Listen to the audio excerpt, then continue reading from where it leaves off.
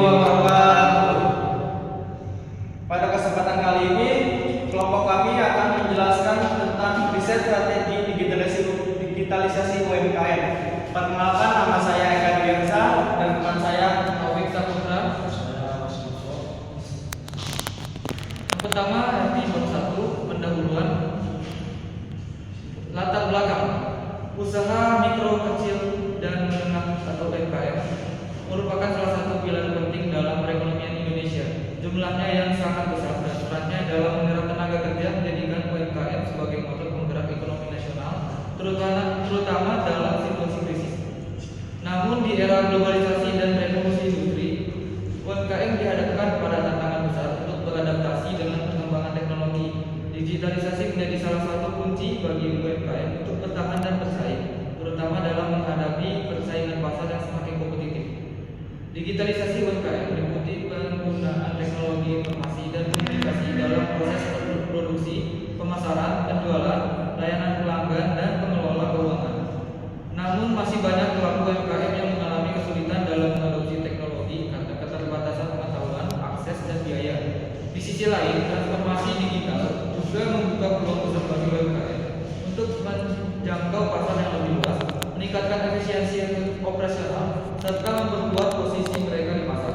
Dengan latar belakang tersebut, penting dilakukan riset untuk mengidentifikasi hambatan dan peluang dalam digitalisasi UMKM, serta merumuskan strategi digital yang tepat dan aplikatif sesuai kebutuhan mereka. Yang kedua, permasalahan. Apa saja hambatan utama yang dihadapi UMKM dalam proses digitalisasi? Kedua, peluang apa yang tersedia bagi UMKM melalui adopsi teknologi digital? Yang ketiga, bagaimana menyusun strategi digital yang tepat dan efektif bagi UMKM? Tujuan dan penggunaan.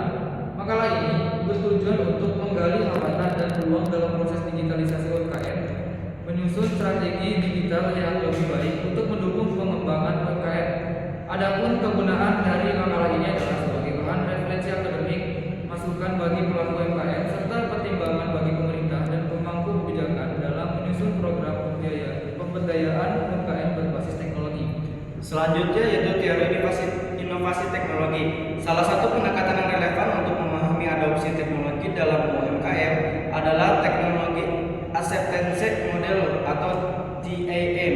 Teori ini menyatakan bahwa dua faktor utama yang mempengaruhi penerimaan teknologi adalah persepsi kemudahan penggunaan dan persepsi terhadap manfaat teknologi tersebut. Jika pelaku UMKM merasa teknologi sulit digunakan atau tidak memberi dampak langsung terhadap usaha mereka, maka kemungkinan adopsi teknologi akan rendah. Yang kedua yaitu analisis SWOT atau digitalisasi UMKM. Yang pertama yaitu ada strength atau kekuatan, fleksibilitas usaha, hubungan dekat dengan konsumen. Yang kedua yaitu weakness, terbatasnya modal, keterbatasan SDM dalam bidang teknologi. Yang ketiga yaitu opportunities, meningkatnya penggunaan internet dan e-commerce, dukungan program pemerintah. Yang terakhir yaitu threats, persaingan dari besar-besar, program teknologi yang cepat. Yang ketiga yaitu hambatan digitalisasi UMKM. Beberapa hambatan umum yang dilakukan UMKM dalam proses digitalisasi antara lain. Yang pertama yaitu rendahnya literasi digital di kalangan pelaku UMKM, terutama di daerah-daerah. Yang kedua itu kurangnya pelatihan, pendampingan, dan edukasi mengenai penggunaan teknologi. Yang ketiga itu akses internet dan infrastruktur digital yang belum merata. Yang keempat itu keterbatasan modal untuk investasi perangkat teknologi dan aplikasi digital. Yang terakhir yaitu kekhawatiran terhadap keamanan dan data transaksi online. Yang keempat yaitu peluang digitalisasi UMKM. Di sisi lain, digitalisasi membuka banyak peluang bagi UMKM, antara lain yang pertama, kemampuan menjangkau pasar yang lebih luas melalui e-commerce dan media sosial. Yang kedua yaitu efisiensi operasional melalui sistem manajemen digital. Yang ketiga yaitu akses ke berbagai layanan keuangan digital seperti fintech dan e-payment. Yang keempat yaitu peningkatan dan daya saing melalui promosi dan branding online.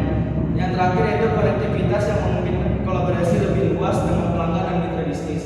Ya, selanjutnya ada kesimpulan dan saran.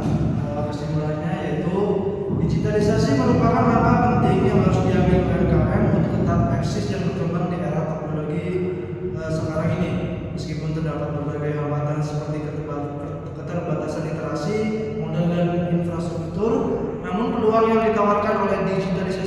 besar.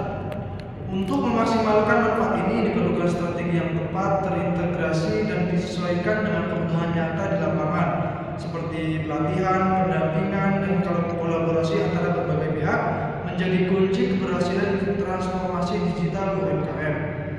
Berikutnya ada saran dari kelompok kami untuk masalah-masalah yang terjadi. Yang pertama ada pemerintah dan lembaga pendidikan perlu meningkatkan akses dan kualitas pelatihan digital untuk pelaku UMKM. Yang kedua ada perlu dikembangkan platform digital yang mudah digunakan dan sesuai dengan karakteristik UMKM. Yang ketiga ada diperlukan sinergi antara pelaku UMKM, swasta, akademisi, dan pemerintah dalam membangun ekosistem digital yang inklusif. Yang keempat ada literasi digital yang harus ditanamkan sejak dini dan menjadi bagian dari budaya kerja UMKM. Sekian dari kelompok kami, kurang lebihnya mohon maaf.